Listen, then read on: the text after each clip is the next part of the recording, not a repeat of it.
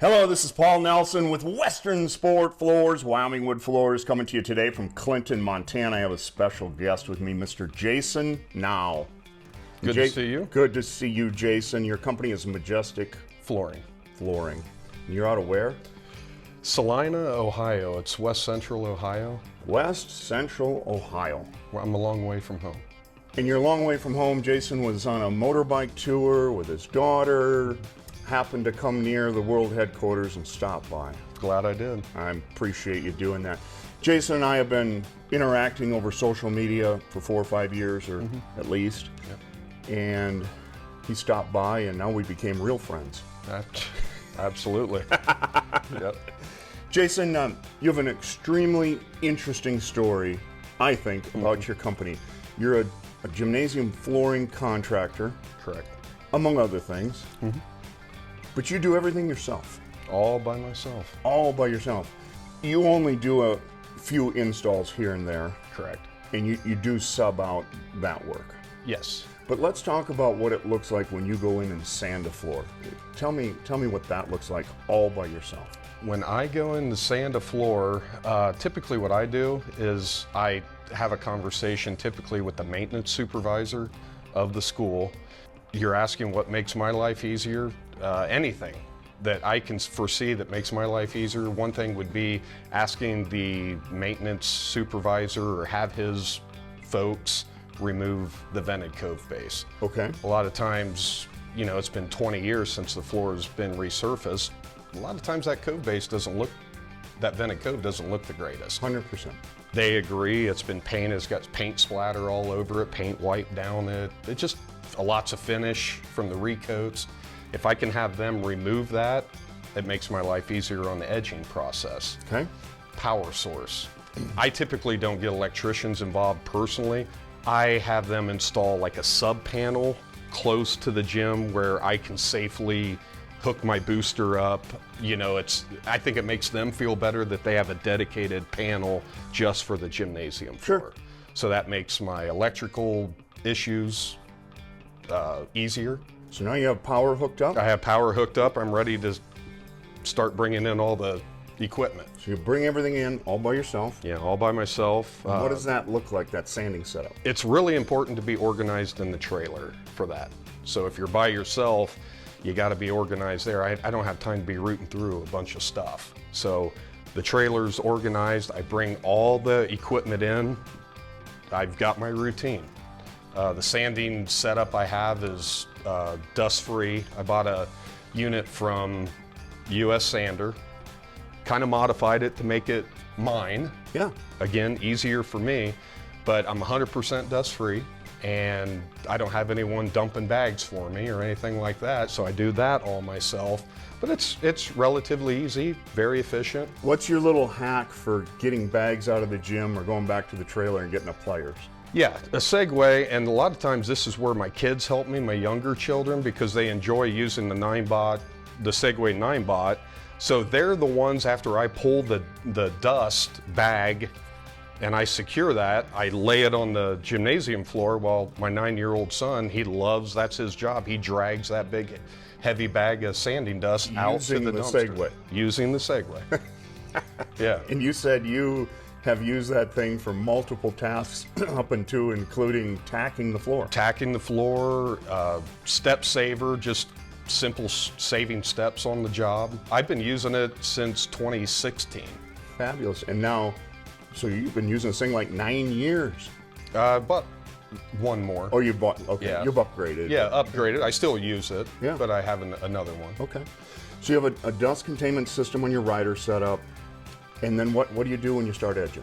Trying to make that easier too. When I start edging, I've been using the Trio here lately. Okay. With some aggressive sandpaper on that. I don't have to bend over anymore.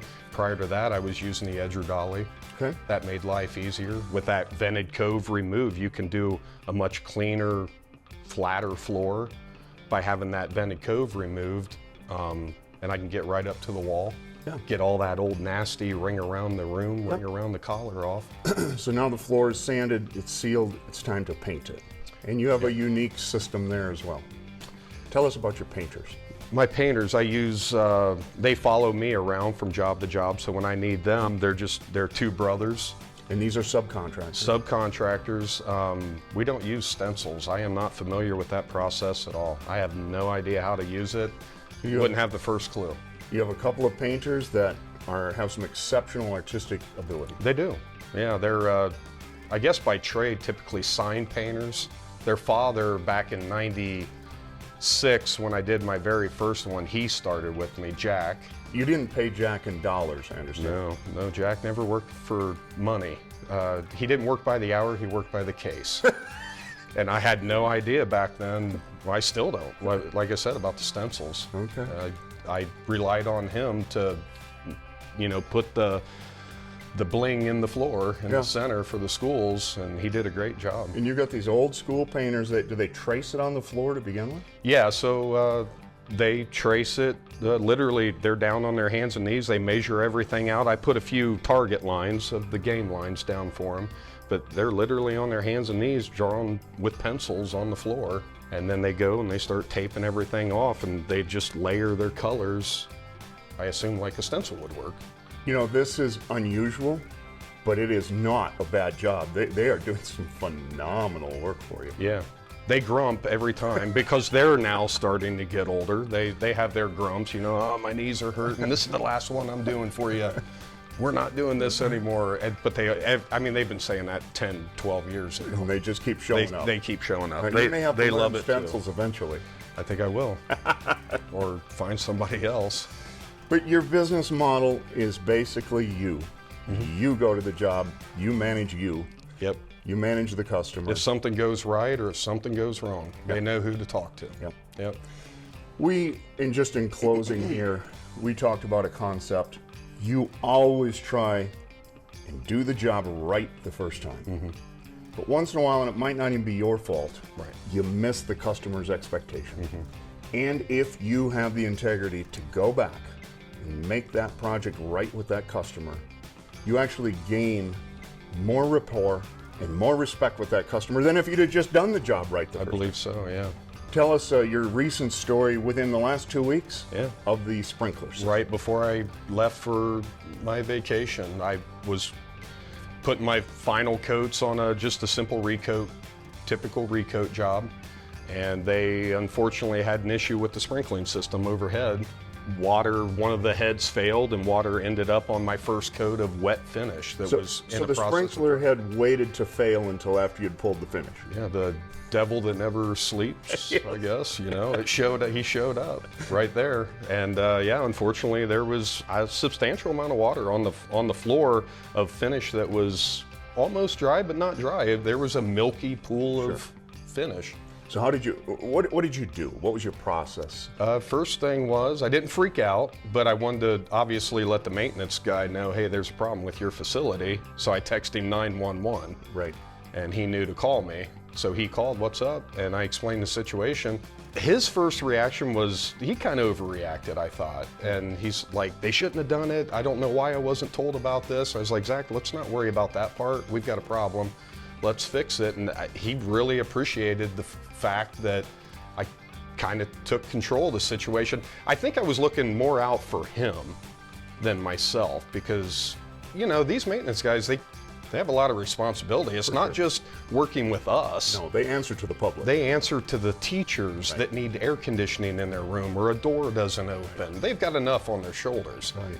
And fortunately, I just thought, hey, Zach, I'll take care of it. Yeah. And let's just fix it. I used an air scoop. I vacuumed up all the water. He didn't even have to show up.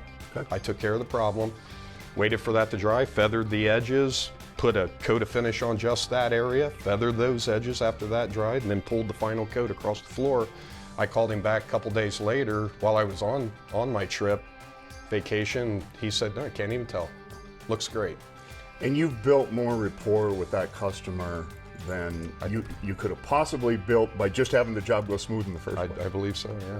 Sometimes good things happen out of a bad situation. Right. Mm-hmm. And the final thing, you built a finish barrel similar to the Zender finish barrel, but you built it when?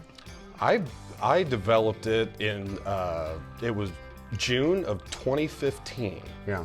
Out of, again, desperation, working by myself. Right. There's got to be an easier way, Jason. Many nights laying in bed, how am I going to do this? Right. What can I do? Right. So yeah, it was June of 2015, and then I saw something you had in 2020, and I was like, no way, this guy's out in Wyoming. I thought you were in Wyoming Sure. at the time. And I was like, no way, I never knew that thing existed. Yeah. And it looks a lot like mine. Right. And I was like, I got to reach out, and then that's when we started chatting. right. Awesome. Jason, it's been a real pleasure. Thank you, sir. Thank you. I appreciate you. For Western Sport Floors and Wyoming Wood Floors, this is Paul Nelson. You make it a great day.